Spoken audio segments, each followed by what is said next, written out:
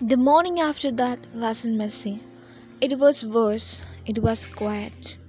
No wild regret, no passionate declarations, just a thick stillness that neither of them know how to break.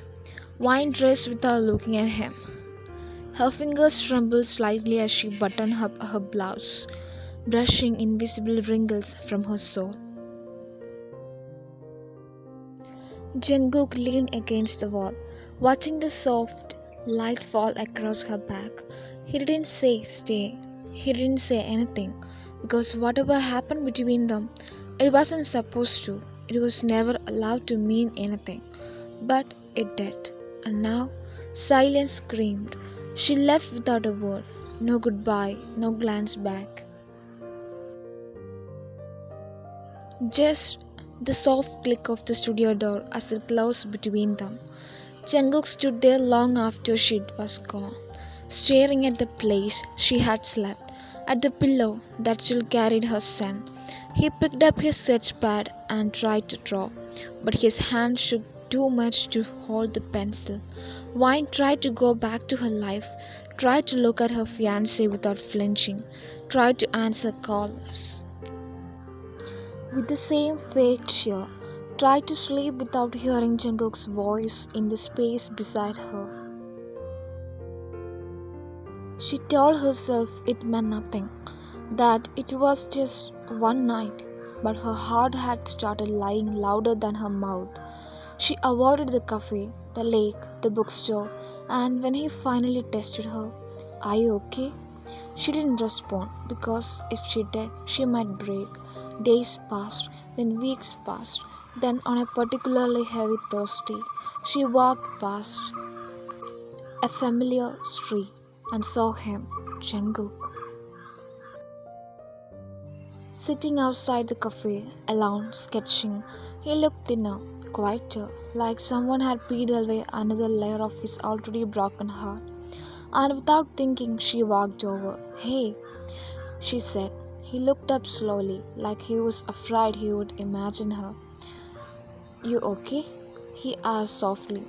"I don't know," she whispered. They sat in silence for a while.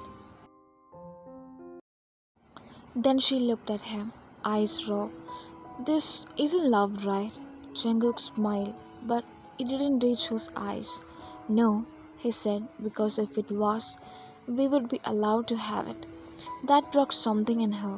Later that night, she cried in her car, not because she didn't love him, but because she did, and that was the cruelest part of all. It's been 43 days since that night, since the goodbye that never happened, since the last touch, the only person who ever saw her completely. Wine had almost convinced herself it didn't matter anymore. She had a wedding to plan, a life to decorate, smiles to fake, and vows to write, until one cruel, bitter evening she saw him again. Not in a coffee shop, not near a lake, but in a hospital corridor.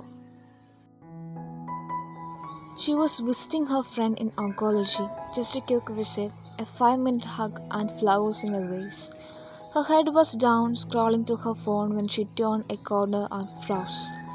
Jungkook was sitting in a waiting area, hunched over, pale, tired. He looked like a shadow of the man she remembered. Her heart dropped. She walked up to him before she could stop herself. "Jungkook?" He looked up, eyes dull, skin ashen, smile forced. "Oh," he said softly, like he hadn't decided yet if it was good or bad to see her.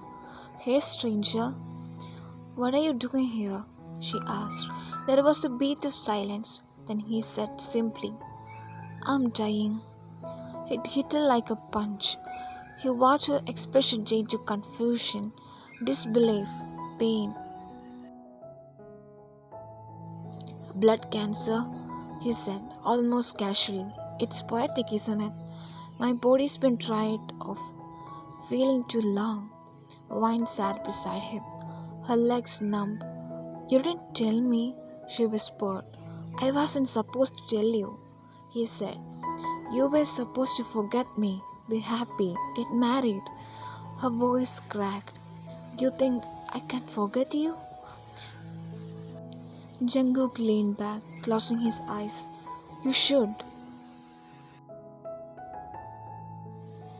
But Vine wasn't crying, not yet. She was angry. How long? Few months maybe. They have stopped pretending. She stood, shaking. You knew all this while that night. I know, he said, voice softer now. That's why I never asked you to stay. She pressed her hands on her face, trembling. I hate you, she whispered. I know, he repeated, like it hurt him to agree. She didn't go home that night. She sat outside the hospital in her car for hours, the engine off, her tears hot and silent. How dare he break her like this? How dare the world let them find each other only to end like this? A week later, she came back to him, to his hospital room filled with fading sketches and machines that beeped too slowly. You don't get to die alone, she told him, and he didn't argue, because love, even the forbidden kind, doesn't beg for permission. The room smelled like fading lavender and hospital sheets. Jungkook was thinner now, the kind of thin that spoke of a body losing battles it never signed up for.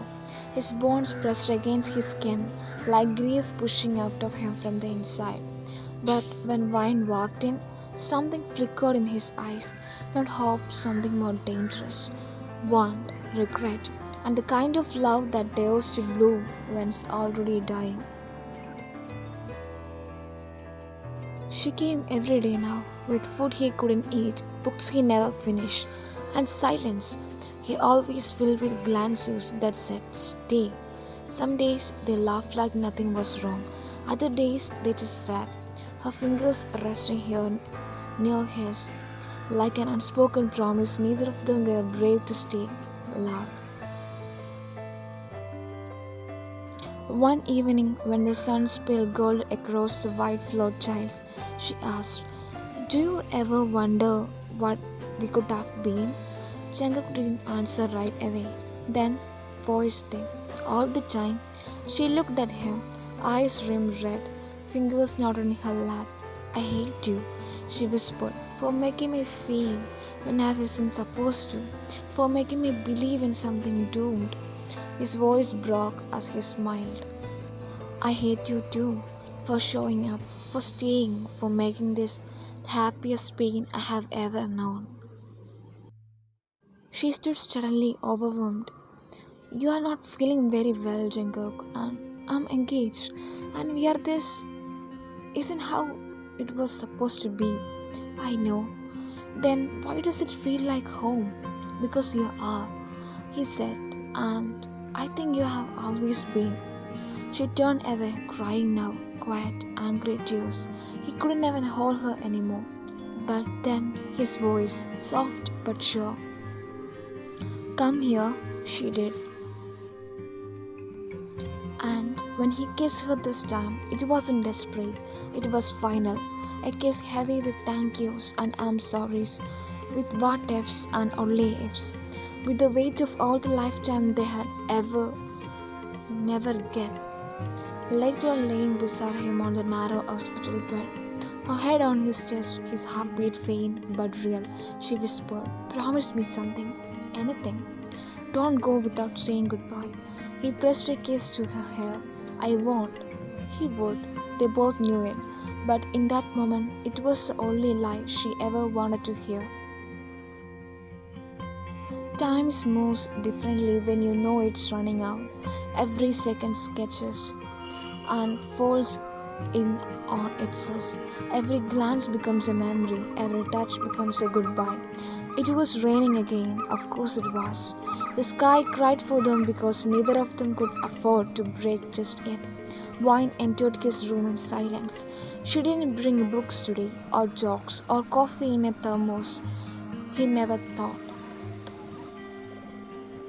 She brought herself and him what a little was left of him. He was sitting by the window, covered in blankets, a soft beanie over his now bald head. His eyes, always so intense, were gentler tonight, tired but lit. "You look beautiful," he said. Wine walked up to him, touched his face with trembling fingers. "You always say that when you are about to scare me." He grinned weakly. "Wouldn't dream of it. Not tonight." She kissed his cheek. "I want tonight to be normal," he whispered. Wine laughed, watery and soft. "We have never been normal. Then let us be us, just one last time." They spent the night in the tiny bed, arms tangled, breath shared, no machines beeping, no nurses interrupting. She had begged them for that much, one night where he could just be. They didn't talk much, they just felt. She lay on his chest, listening to his heartbeat like it was a lullaby with an ending she could bear to hear. He drew lacy circles on her back with her fingers, over and over, as if mapping her to memory. Then, sometime after midnight, he asked, "Do you think love can outlive time?" She didn't answer. Instead, she whispered, "I think it can outlive us." They made love that night like it was first and last. No urgency, no rush, just slow, aching devotion. Like every moment I said, "I remember you." Like every kiss meant, "Not forget me." And when he finally held her tight, whispering, "Thank you for finding me," she broke, not loudly, just with a soft gasp. Tears soaked his chest. "I don't want to lose you," she cried. "You won't," he said, lips at her temple. "I already am." He didn't argue, just pressed his forehead into hers, and for a moment time stood still, just for them. It happened 2 days later. She was supposed to visit at 10 a.m. She came at 9:47. Breathless, holding the letter she had stayed up for writing all night. It wasn't poetic, it wasn't neat, it was real, ink smudged from tears, the pages folded, kiss pressed to her heart. She had finally written it, everything she never dared to say aloud. She was ready to give it to him, but when she reached his room, it was empty. No hum of machines, no paintbrushes in the corner, no boy with dark eyes and a sketchpad on his lap. Just a folded sheet on the bed. Wine's words loud, then shattered. A nurse entered, voice gentle, too soft for the sound of a salt breaking. "I am sorry." He passed early this morning. He was asleep, peaceful. The word hit her like a curse. She didn't scream, she didn't collapse. She just sat down on the chair beside the bed, her letter clutched in her hands, eyes on the blanket that still held the shape of him. She stayed there for hours, didn't cry, until the sun began to set. Then she opened the envelope and began to read it to the space where he should have been. "Dear Jungkook, I hate you. I hate you for walking into my life when I wasn't looking for anyone. I hate you for sketching me into the quiet corners of your world, for seeing through my walls like they were made of glass. I hate you for kissing me like it was the only language you knew, for loving me without saying the word once, and for teaching me that silence can still feel like home. And I hate myself for not running away sooner, because now I don't know how to be in a world you are no longer in. But here's the truth, the real truth. I loved you. I love you." In the quiet, in the rain, in the space between the words, and I always will. Yours always, Wine. She placed the letter on his pillow gently, then she walked out, without looking back, because if she did, she knew she would never leave.